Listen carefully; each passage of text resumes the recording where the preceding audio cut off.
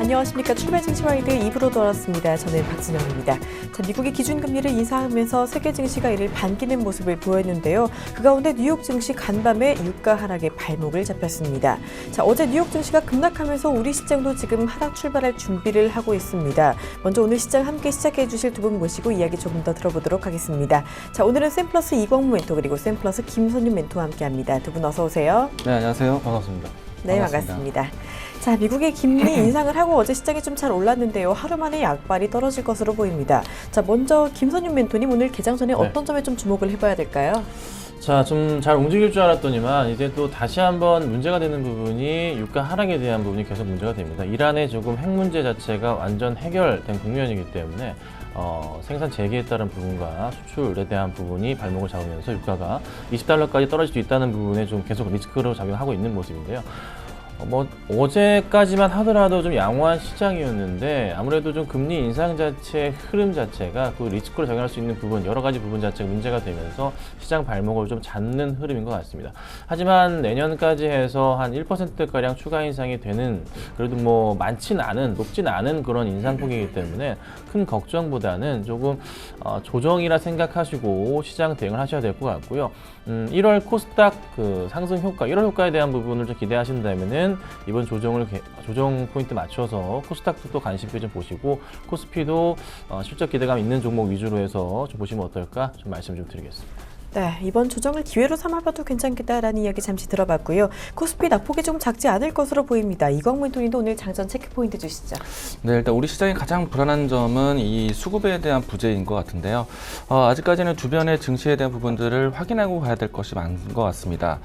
우선 삼중고 중에 하나였던 이 금리 인상에 대한 부분들은 불안감을 해소를 했지만 아직까지 환율적인 리스크와 그리고 초저유가 시대에 대해서 이 신흥국 입장인들이 순유출에 대한 부분담을 가지고 있다라고 보시면 좋을 것 같은데요. 하지만 이 또한 이 시장의 적응기라고 생각되고 있습니다. 금리 인상에 따라서 이 달러화 지수에 대한 변동이라든지 그에 따라서 원자재 가격에 대한 변동 어느 정도 시장에서 예측한 바가 있었기 때문에 지금은 적응기라고 생각되고 있기 때문에요. 어느 정도 지금 지수보다는 종목 중심으로 지켜보시길 바라겠습니다.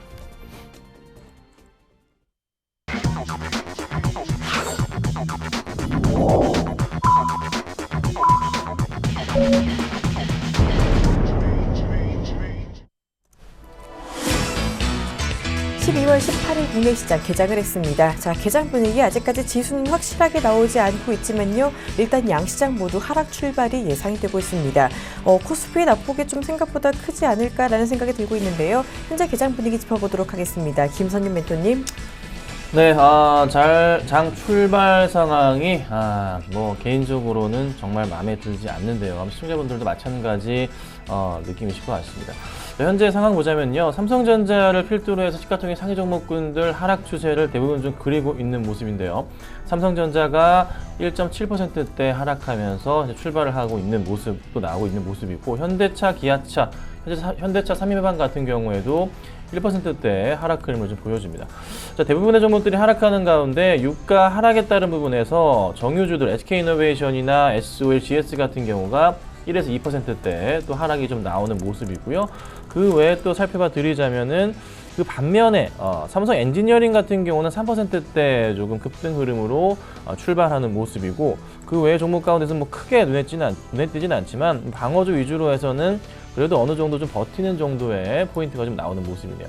코스닥 같은 경우에도 흐름으로 살펴보니 코스닥이 그래도 그나마 코스피 대비해서는 하락폭이 깊진 않은 모습이지만 전체적으로는 흐름 자체가 좋지는 않은 모습들. 그래서 오늘 시장 대체로 살펴보건데 이 움직임 자체가 계속 좀 좋아질지 여부가 좀 관건인 것 같은데요. 현재 지수 상황을 보아하니 상승적 분위기보다는 오늘 오전장에 다음 주 시장에 대한 움직임을 예측할 수 있는 포인트가 분명히 보일 것 같습니다. 그래서 수급을 가장 잘 체크하셔야 되고, 어제 외인들의 수급이 좀 줄어든 모습에서 오늘 얼마나 들어올지에 대한 걸 체크하시면은 아마 다음 주 시장을 조금 더 외인의 수급에 맞춰서 들어올릴 가능성도 열어되지 않을까. 근데 중요한 점은 이제 그 뉴욕 증시, 미국의 이제 옵션 만기이기 때문에 18일 같은 경우가, 그래서 그 영향에 따라서 새벽에 좀 하락했던 부분도 없잖아 있습니다. 그래서 다음 주 시장에서 만약에 오늘 토요일 새벽에 딱 봤을 때 뉴욕 증시가 재상승하는 포인트가 나와준다면 다음 주 시장 굉장히 긍정적으로 보실 필요도 있을 것 같고요. 그리고 오전장의 이 현재 하락하는 흐름 자체, 지금 코스피가 1960포인트 정도인데요. 0.8% 정도 빠지는데 이게 오전장까지 좀 들어올리는 모습을 보여준다면요. 다음 주 시장도 기대하시고서 오후장까지 기대하시고 대응하시는 전략이 필요할 것 같습니다. 그래서 오전장에는 기대감 일단 접어두시고 지켜보시는 게 필요한 그런 좀 포인트가 보이기 때문에 참고하시면 좋겠습니다. 네, 오늘 일단 코스피가 0.9% 가까이 내리면서 시작을 하고 있습니다. 1960포인트를 겨우 지지하는 모습을 보여주고 있는데요. 코스닥도 지금 0.6% 가까이 하락하며 시작을 했죠. 전일 뉴욕 시장의 급락 부분을 따라가고 있는 모습입니다. 자, 일단 장중에 지수 회복이 가능할지 조금 더 지켜보셔야 할 텐데요. 오늘 오전장 흐름 보시면서 다음 주 시장까지 지켜보자라는 이야기까지 들어봤습니다. 참고해 주시길 바라고요. 이어서 업종별 흐름도 어떤지 알아보도록 하겠습니다. 이광무 멘토님. 네, 일단 어제 대비해서 코스피 같은 경우에는 1960선과 그리고 코스닥에 650선을 두고 등락을 좀 준비를 하고 있는데요. 아무래도 어제보다는 많이 빠져서 출발하다 보니까 대부분의 업종군들이 모두 다 하락 출발하고 있는 모습입니다. 우선 전 업종에 대한 지도를 좀 보도록 하겠는데요. 현재는 상승권에서 출발하고 있는 업종군들이 없을 만큼 대부분 시장 하락을 좀 경험을 하고 있습니다. 우선 가장 시장의 이 불안감이라고 할 수 있었던 이 수급에 대한 불안감인데요. 아직까지는 이 환율적인 부분들이 우리 수급에 대한 우리 시장에 수급이 들어오기가 좀 부담스러운 위치이기 때문에 이 환율적인 안정화가 진행되기 전까지는 수급에 대한 부분들, 특히 외국인의 추이에 대해서 우리가 좀 낙관하기가 좀 어려운 시장이다라고 보시면 좋을 것 같습니다. 종목별로 좀 보도록 하겠는데요. 지금 현재 시장 안에서 이 전기전자, 이 삼성전자와 SK 하이닉스 주축으로 해서 대부분의 종목군들이 하락하고 있는 모습입니다. 전기전자 쪽에서 이 특징 종목으로 친다면은 삼성 SDI가 최근에 이 배터리 팩 공급에 대한 수혜로 해서 이 큰 상승이 나타나고 있는데요. 오늘은 4%대 급락이 나타나고 있습니다. 반면에 최근에 이 저유가 기조로 해서 다시 한번 시장에 대한 관심을 받고 있는 섹터가 항공주에 대한 부분들인데요. 일단 어제까지 큰 반등세를 보여왔고 오늘은 다소 홈보합성 이상에서 출발하고 있는 모습입니다. 그나마 항공주들이 조금은 선전하고 있는 기조인데요. 아직까지는 실적 턴 어라운드에 대한 부분들이 부담스럽기 때문에 제한적인 상승에 좀 제한될 수 있다라고 보시면 좋을 것 같습니다. 그 밖에 바로 이번 주 일요일 날 한국종 FTA를 앞두고 있는데 이 화학업종군들 좀 다소 시장에 대한 하락 기조를 동조하고 있는 모습 나타내주고 있습니다. 역시나 이 달러에 대한 문제로 해서 원자재 가격에 대한 변동성이 예고되고 있는데 건설, 기계, 철강, 산업재 관련된 종목군들 모두 다 하락 기조에서 나타내주고 있습니다. 그리고 이 금리 인상에 대한 진행되면서 금융주에 대한 관점도 필요할 것 같은데 금융, 이 증권, 은행, 생보사 모두 다 하락 기조 나타내주고 있습니다. 일단 금리 인상에 대한 부분들 한꺼풀 벗겨냈지만은 아직까지는 환율과 이 저유가에 대한 부분들을 시장의 적응기라고 생각되고 있기 때문에요. 좀 더 안정적인 추이가 나올 때까지는 시장에 대한 관망세 필요할 것 같다라고 이야기 드리도록 하겠습니다. 네, 말씀해 주신 대로 대부분의 업종이 어제와 달리 하락 출발하고 있는 모습입니다. 환율 안정화가 되지 않고 있는 만큼 수급이 좋지 않다라고 해주셨네요. 오늘 환율도 오늘 5원 가까이 오르면서 1185원대에서 출발하고 있습니다. 자, 말씀해 주신 대로 거래소에서 외국인의 수급이 오늘도 좋지 않습니다. 또다시 매도하면서 시작을 하고 있는 분위기인데요. 자, 시장 수급 분위기 김선유 멘토님이 봐주시죠. 네, 수급 상황 좀 보자면요. 외인들이 현재 말씀 주신 대로 매도 포인트가 좀 나오고 있습니다. 지금 310억 원가량 현재 외인 매도 상황이 좀 나오고 있는 모습이고요. 기관들도 동반 매도해주면서 114억 원 정도의 매도 상황을 보여줍니다. 자, 코스닥 같은 경우는 외인이 7억, 기관 29억 매도세, 양매도세, 양 지수, 양 주체 모두 양 매도세를 현재 보이고 있는 상황인데요. 외인들의 포지션을 생각해 보자면 당연히 최근 들어서 이제 금리 인상에 대한 부분에 좀 불안감에 의해서 좀 매도 흐름을 좀 보이는 모습이고 또 유가 하락에 따른 부분에 있어서 중동계 자금들이 빠져나갔던 포인트들을 잘 알고 계실 것 같습니다. 하지만 이제 어제부터 해서 좀 매도세가 줄어드는 모습이었는데 기관들이 상당히 많은 물량을 좀 잡아주면서 외인 그 이상의 물량을 잡아주면서 개인의 좀 매도까지 이끌어내는 모습이었는데요. 오늘 장의 하락을 아마 기관들이 가만 놔두진 않을 것 같다라는 생각을 해봅니다. 그래서 단기적인 조정 포인트로 좀 생각을 하셔야 될 것 같고 기관들이 그간 매수했던 물량이 만약에 손해를 끼칠게 놔두지 않을 거기 때문에 분명히 강한 매수를 또 한번 오후장이나 오전장 가운데 이끌어주면서 오늘장을 끝낼 가능성도 열어두시면 어떨까라고 좀 말씀 좀 드려보겠고요. 코스닥 같은 경우는 이제 어제 외인들의 705억 원 정도의 매수 흐름이 있었습니다. 그래서 역시나 외인들이 오늘 하락을 가만히 두지는 않을 것 같고요. 역시나 강한 좀 매수를 또 이어가면서 장 막판까지 매수 강한 모습 보일 가능성도 열어두신다면은 조금 괜찮지 않을까. 그럼 대체적으로 오늘 오전장엔 약간 조정 흐름이 나오겠지만 오후장 들어서의 시장은 양호할 가능성도 크지 않을까라고 좀 말씀드릴 수 있을 것 같네요. 그래서 수급장 부분에 있어서는 뭐 크게 걱정보다는 이게 얼마나 이제 적게 이제 외인의 매도세는 줄고 있는 상황이기 때문에 얼마나 줄어들 것이냐, 외인의 매도세가 얼마나 줄어서 이제 지수 상승을 추가적으로 이끌 것이냐에 대한 포인트를 보시는 게 나을 것 같습니다. 그리고 내년도 1월 코스닥 1월 효과에 대한 부분을 기억하신다면은 외인들이 왜 이렇게 최근 들어서 코스닥에 집중하고 있는지 부분도 생각해 보시면 아마 좋은 투자 기회로 판단하실 수 있지 않을까 말씀드려볼 테니까요. 수급 걱정 너무 하지 마시고 조금 종목에 대한 집중도를 높이시는 게 낫지 않을까 저는 좀 말씀드리겠습니다. 네, 오후장 시장은 조금 더 진정될 수 있다라는 가능성까지 열어주셨습니다. 일단은 오늘 시장 수급 동향을 보면서 조금 더 관망해보자라는 이야기까지 해주셨죠. 이번에는 외환시장 분위기 알아보도록 하겠습니다. 지금 이 시간 유진투자선물 소병화 연구원 전화 연결해보도록 하겠습니다. 안녕하세요. 네, 안녕하세요. 네, 어제 원달러 환율이 4원 가까이 오르면서 1180선까지 올라섰는데요. 오늘 추가로 또 오르고 있습니다. 앞으로 원달러 환율 오름세를 계속 이어갈지가 궁금한데요. 외국인 수급과 또 맞물려 있는 만큼 환율 움직임이 조금 더 주목이 되고 있습니다. 현재 외환시장 분위기 전해주시죠. 네, 금일 외환시장 FOMC 이후 잠시 진정된 달러 강세가 어제 뉴욕시장에서 다시 재개되면서 오늘 환율 4원 90전 상승한 1185원에 장을 시작했습니다. 현재도 추가적인 상승세를 보이면서 1186원대까지 상승하며 격화되고 있습니다. 어제 뉴욕시장에서 달러화는 강세를 보였습니다. 앨런 의장의 발언이 시장 예상보다 덜 비둘기 파죽이었다는 분석이 나왔고 또한 유럽과 미국이 엇갈린 정책도 달러 강세를 부추겼습니다. 원유값도 34불대로 하락하면서 안전자산 선호 심리까지도 강화되는 모습이었습니다. 그리고 엔데프시에서 거래된 달러원 1개월 역시 달러 강세와 안전자산 선호 심리가 반영되며 상승세를 보였습니다. 최종가는 1185원 20전 정도의 최종가되었으며 어제 선의 종가 대비 수합 포인트를 고려하면 4원 30전 정도 상승하여 마감한 모습입니다. 오늘 외환시장도 글로벌 흐름을 반영하면서 일단 상승세로 시작했습니다. 상승 출발한 일은 상승의 우호적인 분위기 형성으로 인하여 추가 상승 흐름을 보일 것으로 예상을 하고 있습니다. 어제 FOMC가 금리 인상으로 약세를 보였던 달러는 다시 강세로 전환하였고 앨런 의장의 발언에 대한 재분석 그리고 미국 대비 경제대국의 경제정책 비교 등도 달러 강세를 부추기는 모습입니다. 거기다 어제도 원유값이 하락하였고 위안화 환율도 여기에서 상승세가 지속되는 등 원화 상승의 우호적인 분위기가 형성되면서 오늘 환율 매수 심리를 좀 자극할 것으로 보고 있습니다. 또한 미국 금리 인상으로 신흥국의 외인 자금 이탈 우려로 국내 주식시장도 외인들의 주식 채권 매도세가 지속되고 있는 부분들도 매수 심리를 자극할 요인이 될 것으로 보고 있습니다. 다만 당국의 FOMC 이전부터 1180원대에서 꾸준하게 스무디 물량을 유입시키고 있고 1190원 선을 앞두고 당국의 개입 경계감은 강화될 것으로 보고 있습니다. 또한 주말을 앞두고 오버나잇 부담 롱포지션 청산 움직임도 시장에 출몰할 것으로 좀 예상돼 1180원 후반대에서는 상단이 제한될 것으로 예상을 하고 있습니다. 따라 금일 환율은 1180원 선에서 추가 상승 흐름을 보일 것으로 예상을 하고 있고요. 예상 범위는 1180원에서 90원 사이가 될 것으로 예상하고 있습니다. 네, 이렇게 원달러 환율 추가 상승 흐름 가능성까지 열어주셨습니다. 지금까지 유진투자선물 소병화 연구원과 함께했습니다. 고맙습니다. 네, 감사합니다.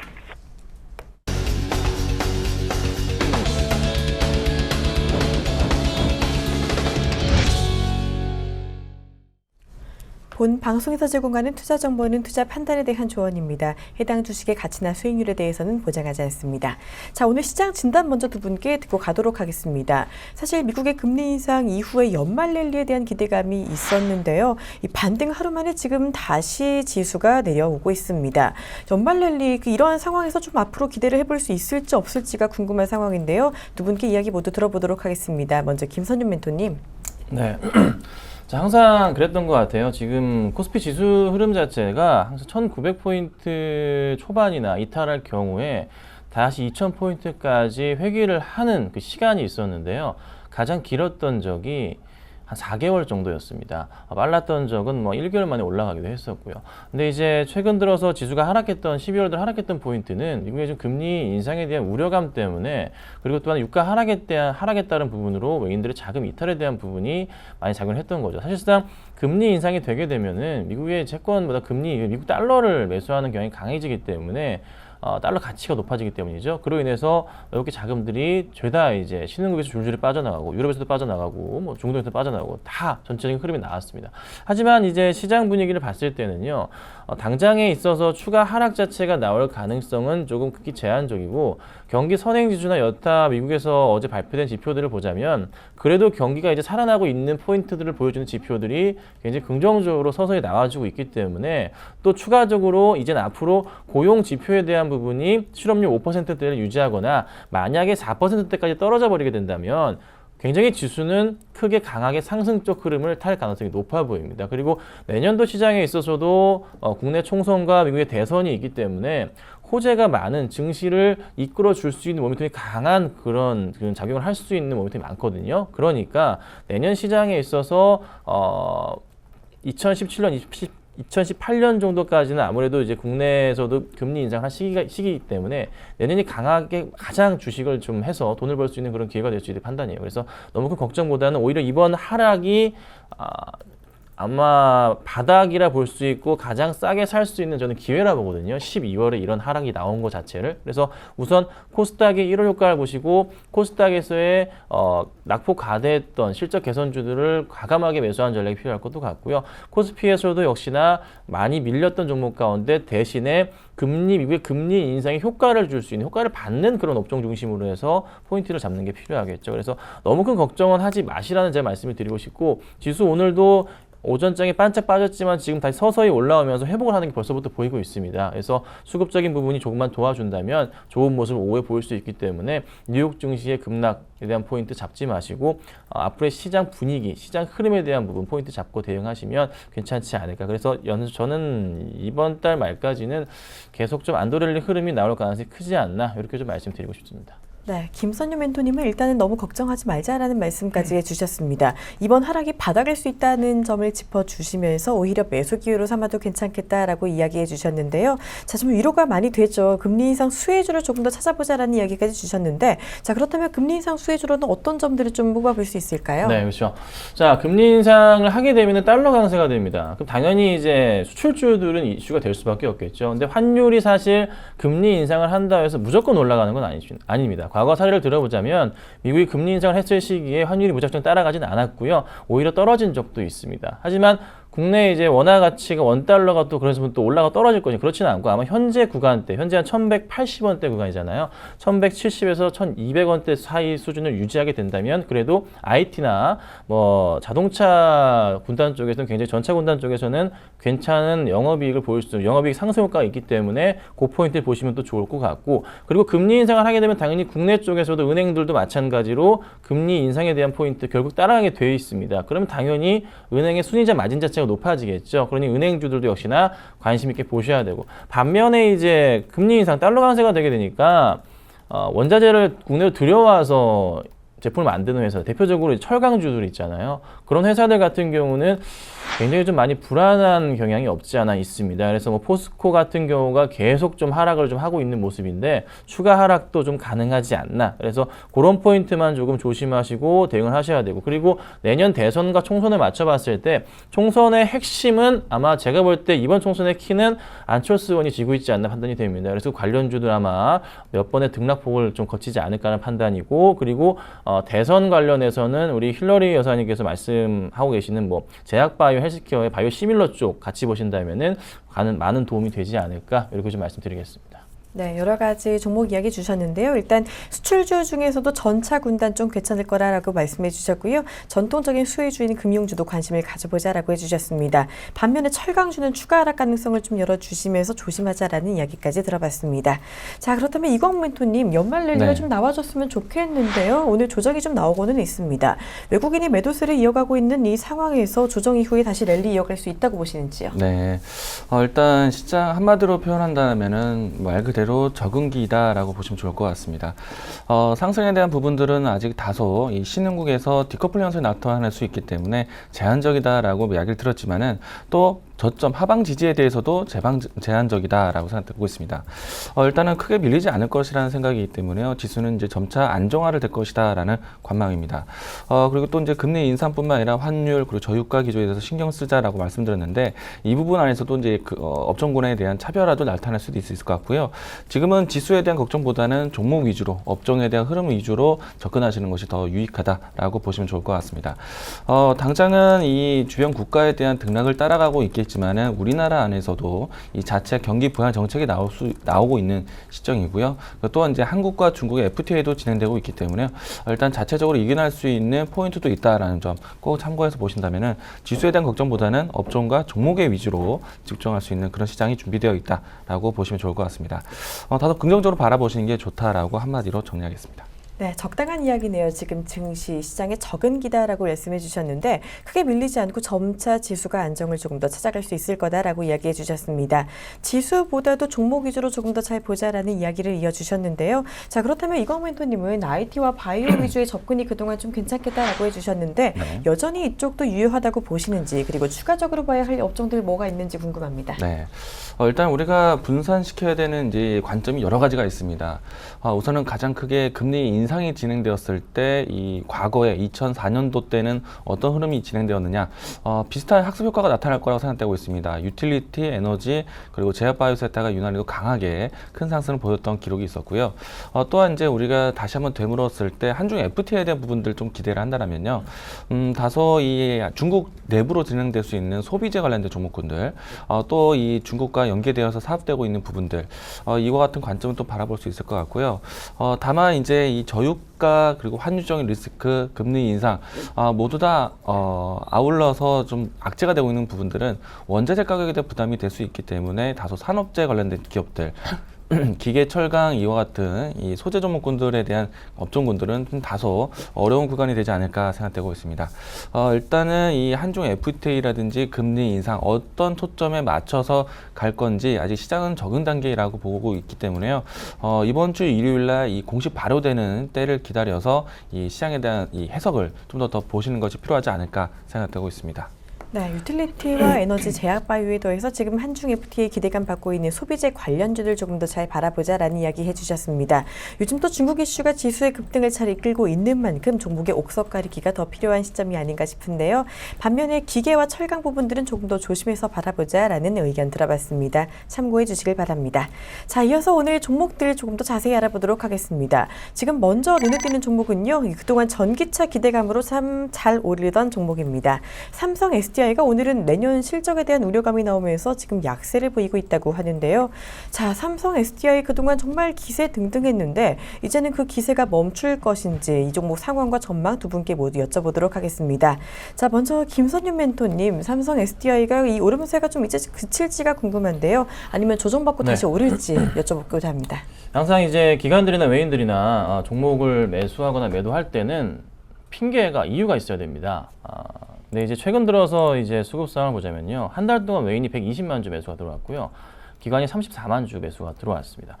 근데 내년도 시장이 어떻게 될지도 모르고 중국에서 갑자기 정책을 바꿔서 큰 대응 정책이 나와준다면 삼성 SDI 또 영업이익 자체가 좋아질 것이다라고 개선 효과 또 개선 보고서가 나올 게 또 분명한데 왜 이거를 지금 시점에서 이렇게 지금 바닥부터 해서 8만 원 아래서부터 해서 13만 원까지 올라간 시점에서 이런 뉴스거리를 내는지에 대한 부분이 저는 좀 의심이 듭니다. 그래서 당연히 조금 제가 봤을 때는 그간 올랐던 부분에 있어서 1차적인 수익 실현을 하기 위한 조금 매도를 하기 위한 핑계거리로 좀 지나지 않는다는 말씀이고 그를 이용해서 개인 투자자분들도 약간은 조금 주의를 요하셔야 되지 않을까. 어쩔 수 없이 또 기관 수급과 외인들의 매도 흐름이 나오기 때문이겠죠. 그래서 이 흐름 자체를 어느 정도 좀 하락 추세를 그린 이후에는 또다시 반등 포인트로 나올 가능성이 있기 때문에 잘 지켜보셔야 될 것 같고요. 오늘 보니까 벌써 9시 20분밖에 안 됐는데 거래량이 어제 대비해서 58%가 나오고 있습니다.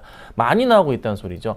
그냥 핑계 대고서 이때다 하고 정리 들어가고 다시 매수가 들어올 겁니다. 그래서 장기적인 관점에서 보셨던 분들은 흔들리지 마시고 가져가시는 게 맞다는 판단이고, 단기적인 관점으로 보셨던 분들은 정리를 좀 하셔야 되지 않을까 생각이 드네요. 우선 21선 강하게 시초가 이탈하는 모습이 나왔습니다. 조금 주의하시고 대응을 해보시고, 길게 보실 분들은 추가 하락 나온 이후에 반등이 나올 때 오히려 추가 매수 기회다라고까지 좀 정리해드리겠습니다. 네, 김선일 멘토님은요, 일단 기관과 외국인의 매도가 나오는 동안은 그 흐름을 일단은 인지를 하실 필요가 있다라는 이야기 주셨습니다. 장기적으로는 조금 더 괜찮을 수 있지만요, 단기적으로 보시는 분들은 조금 더 조심하자라는 이야기 주셨네요. 자, 이어서 이광 멘토님, 사실 전기차 대장주로 그동안 삼성 SDI 네. 정말 잘 올랐는데요. 이 종목 지금 약세 보이고 있는데 어떻게 보시는지요? 앞으로도 이 삼성 SDI라든지 LG화학이 주목받을 수 있는 시장이기 때문에요. 사실 전기차에서 가장 중요한 부분이 이 배터리에 대한 부분이고, 또 차후에는 뭐 충전에 관련된 이야기도 나오겠지만은 가장 핵심 부품일 수밖에 없겠죠. 예, 배터리 공급에 대한 부분들, 이제 전기차에 대한 부분들은 이제 막 열렸다고 생각하고 있습니다. 물론 이제 이 시장에서 일커지는 거는 2018년도가 되어서야지만 실적으로 반영될 수 있는 부분이다라고 하고 있지만은 이제 본격화된다는 시점 안에서는 어느 정도 기대에 대한 부분들을 생각한다면은 충분히 지금은 저점이다라고 생각되고 있습니다. 다만 이 올해 이 하반기 때부터 꾸준하게 쉬지 않고 오름세를 좀 지켜왔기 때문에 앞으로 더 추가 상승을 위한 과정이라 생각되고 있습니다. 일단은 상대적인 부분도 있을 것 같기도 한데요. 바로 어제 같은 경우에는 LG화학 쪽에서 이 SS 장치에 대해서 사상 최대, 세계 최대 이 수주를 따냈기 때문에 다소 삼성 SDI가 중거리 모습이 나타난 것은 아닌가 생각될 수 있을 것 같고요. 일단은 삼성 SDI가 어느 정도 일정 기간 조정을 받고 다시 또 상승 랠리를 펼칠 수 있다는 관점은 올해 말이라든지 또 빠르면 내년 초까지 해서 주요 이 전기차 기업인 테슬라 모터스가 한국으로 또 새롭게 진행을 합니다. 한국 시장 진출을 좀 도모하고 있기 때문에 이 전기차에 대한 이야기가 다시 한번 수면 위로 오를 수밖에 없을 것 같고요. 그 시기와 또 앞으로도 계속해서 판매량에 대한 이 부분들, 그리고 또 중국 시장에 대한 전기차 이야기들 계속해서 이 정책 기조로 나올 수도 있기 때문에요. SDI와 삼성 SDI와 LG화학은 꾸준하게 시장 관심 속에 있을 수밖에 없다라고 생각되고 있습니다. 다만 이제 가격적인 전략에서 이 종목을 좀 대응하실 필요가 있을 것 같은데요. 가격적으로 본다면은 11만 5천 원대 전후로 해서 분할 매수도 가능하다는 점 꼭 참고해서 보시기 바라겠습니다. 네, 이광호 멘토님은요, 삼성 SDI 조정 이후에 다시 랠리를 이어갈 수 있다라는 이야기 해주셨습니다. 지금이 바닥일 수도 있다라는 의견 주시면서 전기차 모멘텀 여전히 긍정적으로 봐주셨네요. 참고해 주시고요. 자, 이번에는요, 정말 참 이슈가 많은 종목입니다. 삼성 엔지니어링입니다. 지금 5%대 강세를 보이고 있는데요. 그동안 유상증자 소식에 올랐다가 내렸다가 하고 또 실적 개선 소식에 오르기도 했었는데, 오늘은 이 종목이 미국에서 8억 달러 수주 소식이 들려오면서 강세를 보이고 있습니다. 좀 대처하기 어려운 종목이 아닐까 싶은데요. 두 분께 모두 의견 들어보도록 하겠습니다. 자, 김선현 멘토님. 네, 그래서 이게 유상증자를 하게 되는데 규모가 워낙에 좀 컸어요. 시총 대비해서 시총 2배 이상이었으니까요. 근데 유상증자 한다고 했는데 올랐던 이유가 이재용 부회장께서 최대 3천억까지 참여를 하겠다는 이슈가 있었기 때문에 급등을 했지만, 바로 다음날 급락을 하면서 조금 그 이슈 자체가 소멸이 되어버렸습니다. 자, 그리고 나서 좀 시장 영향을 받아서 밀린 이후에 다시 최근 들어 상승을 하고 있는데, 이 수주 포인트가 오늘 좀 이슈가 생기면서 좀 급등을 하는 모습이 나오고 있습니다. 그런데 하나 제가 궁금한 점은 8억 달러는 좋습니다. 그런데 과연 여기서 얼마나 이익을 남기느냐에 대한 부분을 봐야 될 것 같아요. 최근 들어서 조선주들, 중공업주들 왜 힘들었습니까? 찍어내도 적자였기 때문에 이렇게 힘들었잖아요. 근데 지금 이 삼성 엔지니어링이 과연 어떤 흐름을 보일 것인가, 그게 좀 얼마나 많은 이문을 남길 것인가에 대한 부분이 중요하게 작용하지 않을까라는 판단인데, 사실 조선주들도 이 정도 수주 규모는 최근 들어 수차례 많이 받았습니다. 하지만 주가의 영향은커녕 단기적인 급등 이후에 빠졌던 모습이 허다했기 때문에요. 삼성 엔지니어링 같은 경우도 그 포인트 보신다면 조금은 조심을 해야 되지 않을까라는 판단이고, 유증 규모가 1조가 넘습니다. 삼성 엔지니어링 시가총액은요 5,700억입니다. 웬만한 코스닥의 중형주 수준밖에 안 되는 수준으로 떨어졌단 말이죠. 그리고 삼성 엔지니어링 내에 일하시는 분들의 얘기를 좀 제가 듣기로는 요즘 굉장히 좀 회사가 힘든 사정이고, 그리고 뭐 직원들의 조금 구조적 얘기도 좀 나오는 모습들 굉장히 조금 어수선하기 때문에 상당히 많이 힘들어한다는 얘기 좀 들었거든요. 그래서 조금은 주의는 좀 필요하지 않나. 그래서 급하게 이 종목을 너무 좋다 따라가기보다는 차라리 조금은 저는 다른 종목으로 대응을 하시는 게 좋습니다. 유상증자 가격이 10,000원 아래잖아요. 급하게 따라갈 필요 있나요? 저는 그렇지 않다. 오히려 그냥 멀리서 지켜만 보자라고 이렇게 좀 정리해드리겠습니다. 네, 정말 중요한 점을 짚어주셨습니다. 수주 소식 자체보다도 이익을 얼마나 남기느냐가 관건이다라는 점을 짚어주셨는데요. 이 종목보다는 좀 다른 종목을 보는 게 좋겠다라는 의견까지 들어봤습니다. 자, 이광 멘토님도 삼성 엔지니어링 사실 너무 자주 여쭤보는 감이 없잖아 있는데요. 오늘 어떤 이야기 해주실 건지요? 일단 유상증자에 대한 부분들은 기사 회상에 대한 그 하나는 좀 도와줬지만은 일단 본래 사업에 대한 이 부분들을 좀 평가하기에는 아직까지는 멀다라고 말씀을 드렸던 것 같습니다. 우선은 이 삼성 엔지니어링이 더 이상 이제 큰 낙폭에 대한 부분들은 이 주가 방어가 되겠지만은 그래도 이 올라오는 추이 안에서는 좀 제한적이지 않을 것인가라고 이야기를 들었었는데요. 지금도 동일한 의견입니다. 물론 이제 최근에 와서 이 내년도에 영업 실적에 대한 턴어라운드 이야기라든가 그리고 오늘과 같이 수주에 대한 이야기들이 있다라면은 주가에 좀 긍정적이겠지만은 이 또한 이 유상증자가 발휘되기 이전까지는 제한적일 것이다라는 생각입니다. 일단은 내년 2월 달이야 돼야지 이 유상증자 부분들이 해소가 될 것 같은데 그 이전까지는 상승은 제한적일 것이다라는 의견입니다. 일단은 제한적인 상승이 나타난다라면은 18,000원, 17,000원 가격대가 되지 않을까 예상되고 있고요. 오늘은 15,000원대이기 때문에 최근에 접근하셨던 단기 트레이딩 관점이라면 어느 정도 수익을 좀 더 끌고 갈 수 있겠지만은 기존의 보유자분이라든가 혹은 신규 매수자의 분들 같은 경우에는 관망세에서 지켜보시는 것이 필요하다라는 의견까지 더해드리도록 하겠습니다.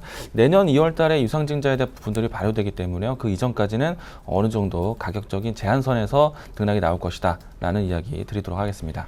네, 여전히 삼성 엔지니어링에 대해서 부정적인 의견을 주셨습니다. 단기 트레이딩 관점이 아닌 경우 조금 더 관망하는 게 좋겠다라는 이야기 들어봤습니다. 자, 다음 종목 알아볼게요. 지금 한국항공우주가요, 이 미국 수출형 고등훈련기 TX를 공개하면서 이에 대한 기대감에 지금 강세를 보이고 있습니다. 그리고 미래산업이 지금 오르고 있는데요. 중국의 칭화 유니그룹이 내년에 36조 원 가량을 투자해서 전 세계 반도체 기업을 인수할 계획을 밝히면서 이 미래산업이 괜히 기대감을 지금 받고 있습니다. 자, 김선준 멘토님께 두 종목 이야기 자세히 들어보도록 하겠습니다. 어떤 이야기인가요? 네, 한국항공우주에서 미국에서 이제 이게 350대 규모입니다.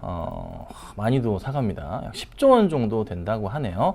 이 이슈가 조금 나오다 보니 주가가 조금 다시 올라가는 모습인데요. KFX 사업 관련해서 좀 문제가 돼서 9월 말에 좀 많이 밀리기도 했지만 다시 좀 제자리를 좀 찾아가는 것 같습니다.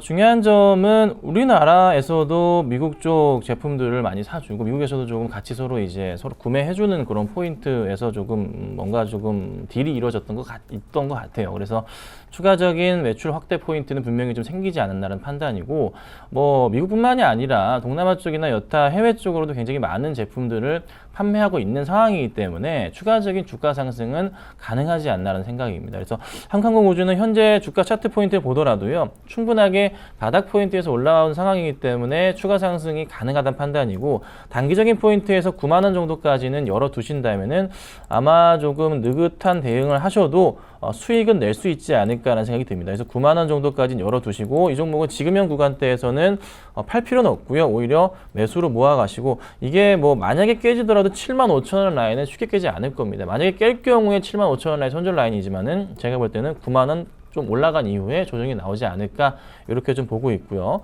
자, 그 다음에 이제 미래산업도 좀 보도록 할게요. 자, 미래산업 같은 경우에도 오늘 5%대 조금 상승 흐름이 좀 나오고 있는데요. 이 종목도 중국의 칭화그룹 쪽에서 35조 원인가요? 그 정도 규모로 해서 국내 반도체 업체들을 조금 인수하려는 그런 조짐이 보인다라는 것인데, 이전부터 계속 말씀을 좀 드렸습니다. SK하이닉스를 제외한 그 작은 중형 반도체 회사들은요, 중국의 인수권을 좀 기다려 봐야 된다. M&A권을 이용해서 올라갈 수 있다. 하지만 전체적인 반도체 시장의 국내 흐름 자체는 중국에 치일 수밖에 없기 때문에 약간 위험하긴 합니다. 하지만 중형주들은 어떻게 해요? 네, 이런 이슈로 올라갈 수가 있다는 거죠. 그래서 그런 포인트를 보셔야 되긴 한데, 최근 들어서 또 하나 걱정은 이겁니다. 중국 쪽에서의 페이퍼 컴퍼니를 활용한 3자 배정 유상증자 이런 이슈를 만들어서 주가를 끌어올리고 빠져나갔던 그런 세력들 그거를 조사하겠다는 뉴스가 있었죠. 그 포인트에 맞춰서 그것만 좀 조심한다면은 크게 문제는 없을 것으로 판단이 됩니다. 그래서 미래산업 같은 경우는 한번 조금은 현 구간대에서도 차트적인 흐름은 괜찮은 모습. 하지만 이 종목이 450원입니다. 흔히 동전주라고 얘기하죠. 그래서 급한 접근보다는 정말 재미삼아 소량만 하시는 것을 권해드리도록 하겠습니다. 네, 일단은 한국항공우주 갖고 계신 분이 조금 더 가져가셔도 괜찮겠다라는 이야기 들어봤고요. 미래산업 지금 괜찮은 흐름 보이고 있지만 워낙에 조금 저렴한 주가를 가지고 있는 만큼 조금 더 변동성에 유의하면서 지켜보자라는 이야기 해주셨습니다. 자, 이어서 변동성이 큰 종목이 또 눈에 띄고 있습니다. 지금 팜스웰 바이오가 급등을 하고 있는데요. 중국의 쇼핑센터에서 한국관을 운영한다라는 소식에 오르고 있습니다. 역시 아직까지 살아있는 중국 이슈다라고 할 수 있겠고요. 그리고 시약을 만드는 제약주입니다. AT젠이 강세를 보이고 있습니다. NK비오키트의 상용화가 임박했다라는 소식이 들려오고 있는데요. NK비오키트 생소한 이름이죠. 이광 멘토님 자세한 이야기 부탁드립니다. 네, 일단 팜셀바이오 같은 경우에는 올 초에 이 큰 상승이 나타나기도 했었는데요. 이 부분들은 이 중국 시장 진출에 대한 기대감이라든지 그리고 또 새롭게 이 투자 유치에 대한 기대감을 가져왔습니다. 하지만 이제 이 올 상반기 이후 지나고 난 다음부터는 어느 정도 이 투자에 대한 부분들이 아직 명확하게 제시가 되지 않아서 이 주가가 좀 어느 정도 좀 굴곡을 좀 보였었는데요. 오늘과 같이 다시 한번 중국 시장에 대한 진출 이야기가 더해진다라면은 주가가 추가적인 상승을 나타나지 않을까 생각되고 있습니다. 우선은 이 가격대 지난 상반기 때 나타냈던 매물대를 기점으로 해서 이 중국 투자에 대한 기대감 좀 가져가셔야 될 것 같은데요. 일단은 7,000원 선까지 올라왔을 때 이 중국 투자에 대한 이 관련 뉴스가 좀 더 필요할 것 같고요. 오늘과 같은 뉴스는 물론 당연히 호재적인 부분이 좀 작용이 되겠죠. 추가적으로 이 투자 유치에 대한 부분들이 좀 더해질 수 있는 뉴스를 좀 확인하고 접근하시는 것이 필요하지 않을까 생각되고 있고요. 팜셀바이오는 사실은 이 다양한 사업을 진행하고 있습니다. 물론 다양한 사업 안에서 다양한 모멘텀도 이 시장의 이슈화가 될 수 있기 때문에요. 어느 정도 좀 탄력적인 부분들이 나타날 수 있다라고 보시면 좋을 것 같습니다. 상대적으로 또 탄력적인 흐름들을 기대할 수 있다라면은 반대로 좀 탄력적인 등락이 나올 수도 있기 때문에요. 리스크 관리할 수 있는 기준선을 정하는 게 필요할 것 같습니다. 1차적으로 기준선을 정해드린다라면은 5,000원 가격대를 두고 이 등락을 만들어낼 것 같은데요. 일단 5,000원이 깨지지 않는다라면 충분히 이 분할 매수도 접근하는 종목이 아닌가 생각되고 있고요. 반등이 되어진다라면 1차적으로 했을 때는 7,000원 선의 제한적인 상승을 이야기 드리도록 하겠고요. 7,000원 도달했을 때 투자 유치에 대한 이야기가 나오는지 그 부분을 또 다시 한번 체크 포인트로 이야기 드리도록 하겠습니다. 다음은 AT젠에 대한 이야기 드리도록 하겠는데요. 사실 AT젠이 이 시장에 상장된 지 얼마 되지 않았기 때문에 많은 분들이 이 종목에 대해서 아직까지는 크게 이슈화되지 않았다라고 생각되고 있습니다. 우선은 AT젠 같은 경우에는 우리 국내 시장에 유일하게 연구용 시약을 진행하고 있는 기업으로 상장되어 있는데요. 일단은 앞으로 계속해서 연구 시약에 대한 부분들은 계속해서 시장에서 호평을 받을 거라고 생각되고 있습니다. 물론 이제 AT젠이 진행하고 있는 자가 진단에 대한 이야기들은 아닌 것 같고요. 일단 실험용에 대한 시작이기 때문에 앞으로 이 실험용 특히 이 줄기세포 관련된 세포 치료제에 관련된 실험에 대해서 계속해서 시장에 대한 이슈화 되었을 때 AT젠이 주목받을 수 있다라는 생각되고 있습니다. 최근에 와서는 이 AT젠이 진행하고 있는 이 시약이 중국 기업의 독점 공급한다는 이야기로 해서 호재가 되었기도 했는데요. 이 기조의 뉴스가 계속해서 이어진다라면 충분히 가격적인 상승도 가능하다고 봅니다. 다만 신규주의 성격이기 때문에 어느 정도의 이 시장에서의 가격 평가와 기간 평가가 좀 필요하다 생각되고 있는데요. 지금의 추세를 이어가기 위해서는 3만 원 선에 대한 가격 지지가 나타나야 된다라고 생각되고 있습니다. 3만 원 선이 크게 이탈하지 않는다라면은 추세 추이를 우상향적으로 추세 추종으로 보시는 게 좋을 것 같고요. 3만 원 선이 이탈하게 된다라면은 다소 박스권 형태로 진행될 수 있기 때문에 일단 기준선을 정해놓고 대응하시는 게 필요할 것 같습니다. 그리고 연말에 연초에 다시 한번 이 재무제표에 대한 건전성을 따질 수 있기 때문에요. 이 부분도 체크 포인트로 이야기 드리도록 하겠습니다. 네, 팜스웰베이와 이 에티젠 이야기까지 자세히 들어봤습니다. 다른 종목도 이어가 볼게요. 동국제약이 지금 실적 기대감에 닷새째 상승하고 있다고 하고요. 이지웰페어가 총판 계약으로 중국의 3개 성의 분유를 판매하게 되면서 지금 오르고 있다고 합니다. 자, 두 가지 종목 김선윤 멘토님 끼워줄게요. 네, 동국제약부터 좀 보도록 하겠습니다. 자, 동국제약 같은 경우가 최근에 흐름이 굉장히 좀 좋아서 저도 좀 주목을 하고 있는 그런 이제 종목입니다. 증권사 호평이 조금 연이어 2번이나 나왔습니다. 그래서 주가가 좀 굉장히 좀 좋게 움직여주고 있는데요.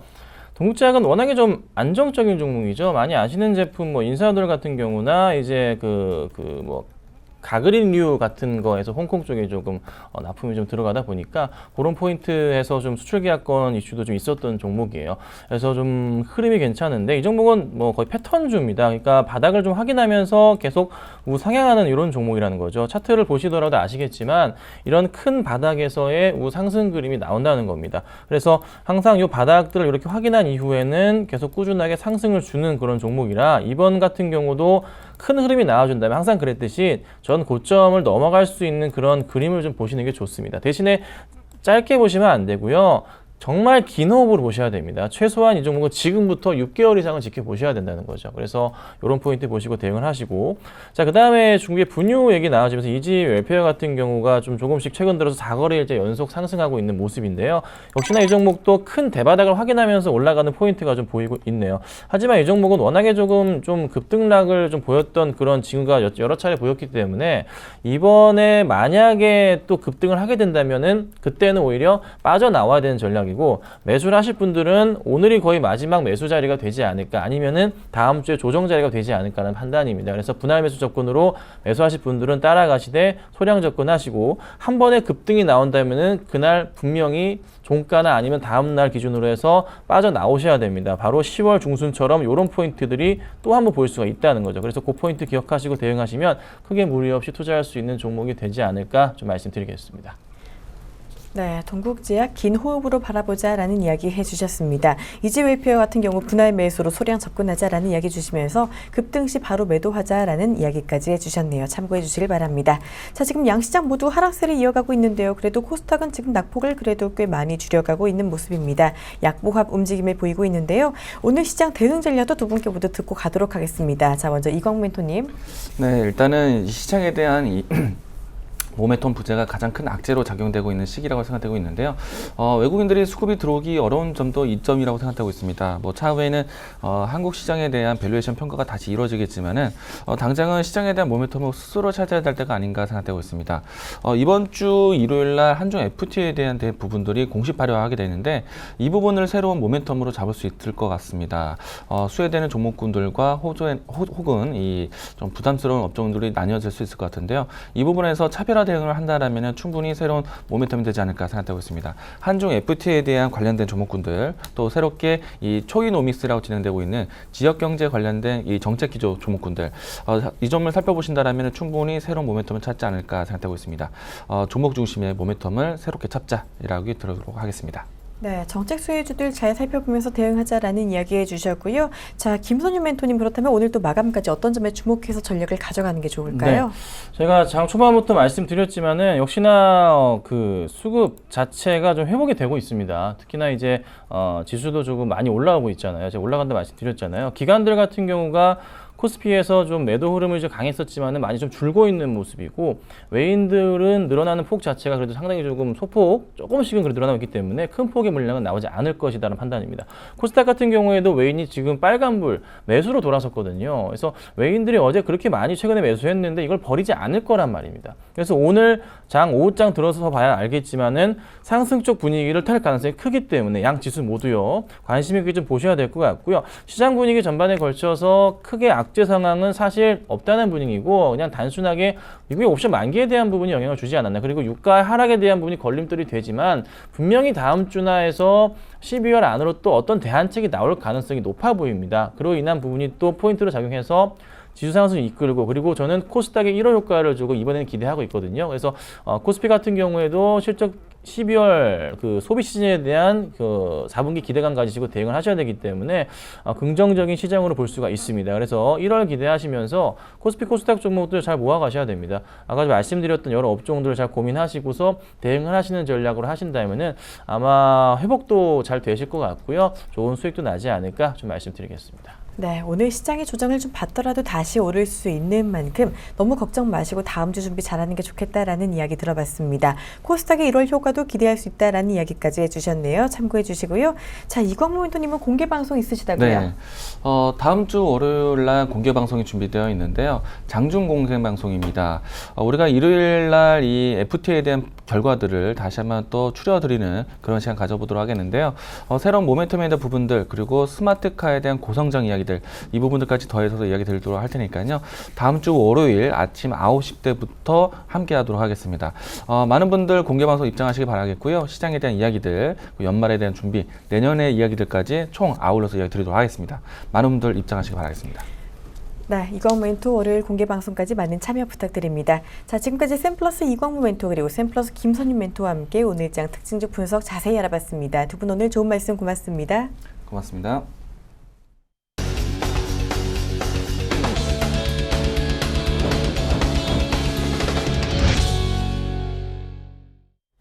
코스피는 현재 0.6%대 하락세를 이어가고 있고요. 코스닥은 강보합으로 전환을 했습니다. 658포인트 기록하고 있네요. 조금 더 자세한 시장 이야기 증권사 통해 들어보도록 하겠습니다. 화면 함께 보시죠.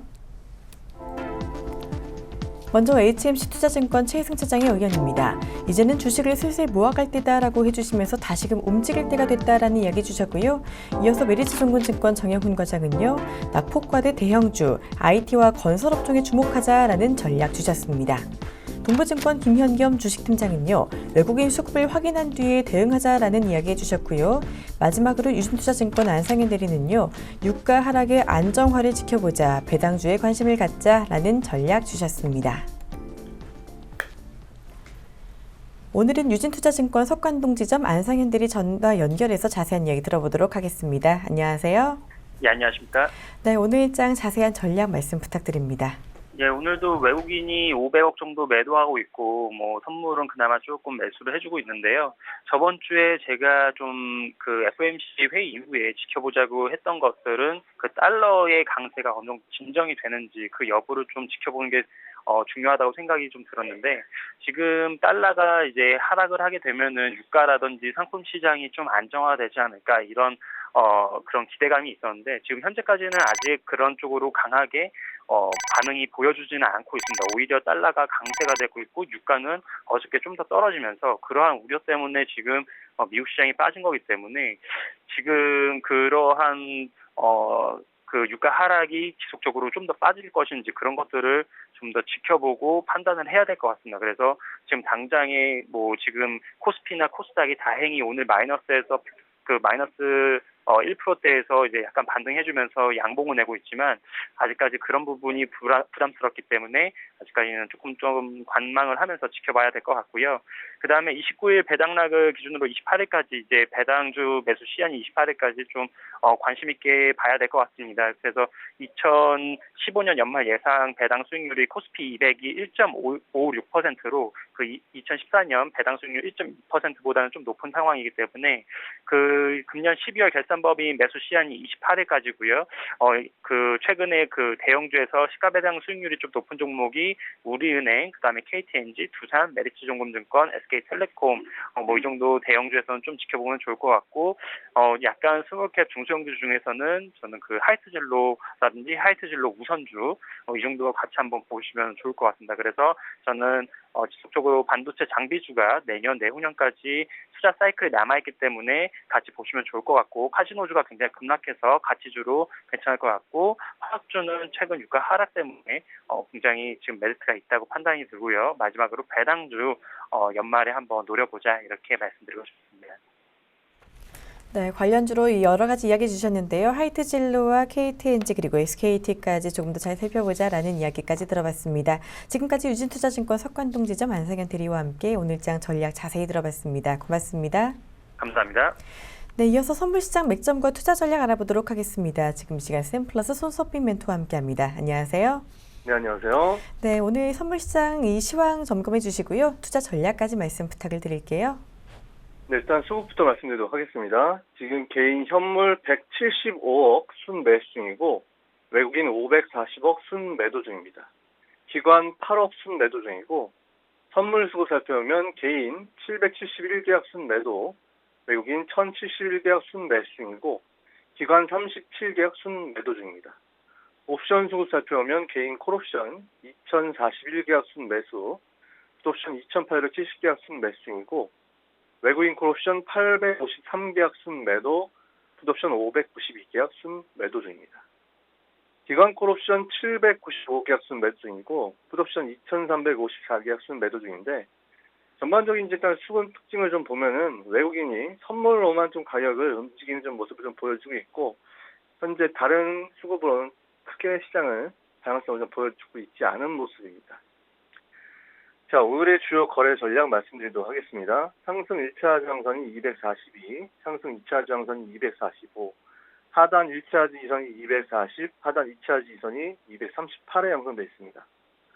어제 시장은 좀 갭상승으로 시작한 이후에 241을 좀 기준으로 좀 흔들어내면서 혼조세 양상의 좀 시장 모습을 보여주면서 좀 마무리된 하루였고 오늘은 갭하락으로 시작해서 239.45 시가로 시작한 모습인데 현재 일봉상 5일 이동평균선 지지를 받고 약간의 상승 모습이 외국인의 선물 매수 수급과 동반해서 좀 이루어지고 있는 모습입니다. 현재는 어제 FOMC에 금리 인상 내용이 알려진 이후 전반적인 좀 혼조세 양상의 시장 모습이 좀 연출되고 있는 상황이고 오늘은 어제와 반대로 시초 부근에 형성된 저점이 당일 저점으로 보고 시가 부근으로 좀 가격이 내려오면 매수 마인드로 좀 계속적인 매수 진입을 해야 되는 시장 상황입니다. 그러나 일단 당일로 보면 큰 폭의 추세 형성은 좀 어려운 시점이고 다음 주까지 좀 지속적으로 외국인의 현물 매수 수급 동향을 좀 주의 집중해서 확인하시면서 외국인이 현물 매수 수급을 늘릴 때 좀 더 적극적으로 좀 매수를 취하시면 되겠고 현재까지는 외국인이 지금 순매도세를 보여주고 있기 때문에 지금 선물로만 좀 가격을 조금 끌어올렸습니다. 그렇기 때문에 좀 공격적으로 매수를 좀 길게 추세를 좀 길게 끌고 간 상황은 아니기 때문에 다음 주까지도 계속적으로 외국인의 현물 매수 수급을 좀 주의해서 좀 지켜보시면 되겠고 당일 같은 경우에는 시가분까지 좀 내려오면 매수를 좀 잡으시면서 오늘은 내려오면 매수 마인드로 계속적인 좀 매수 거래를 취하시면서 수익을 취하시면 되겠습니다. 일단 올라왔을 때도 오늘 지금 상승 1차 정선이 241 지금 형성이 되어 있는데 241을 돌파를 못할 거니까 매수도 크게 뒤질 생각하지 마시고 좀 0.5포인트에서 1포인트 정도 수준으로 좀 수익을 짧게 잘라 드시는 게 중요하겠습니다. 지금 같은 경우는 외국인이 현물 순매수세를 보여주지 않고 지금 선물 매수로만 지금 가격을 움직이고 있는 상황이기 때문에 추세로 크게 드실 생각을 하지 마시고 그 정도 선에서 수익을 취하시면 되겠습니다. 네, 오늘 매수 마인드 조금 더 이어가 보자라는 이야기 들어봤습니다. 선물시장 전략까지 샘플러스 손석빈 멘토와 함께했습니다. 고맙습니다. 네, 감사합니다. 네, 시장이 지금 그래도 초반보다 낙폭을 많이 줄여가고 있습니다. 코스닥 장중 플러스로 전환을 했는데요. 시장 흐름 장 마감까지 계속해서 면밀하게 살펴보시길 바랍니다. 출발 증시 와이드 오늘은 여기서 마무리하도록 하겠습니다. 시청해주신 여러분 고맙습니다.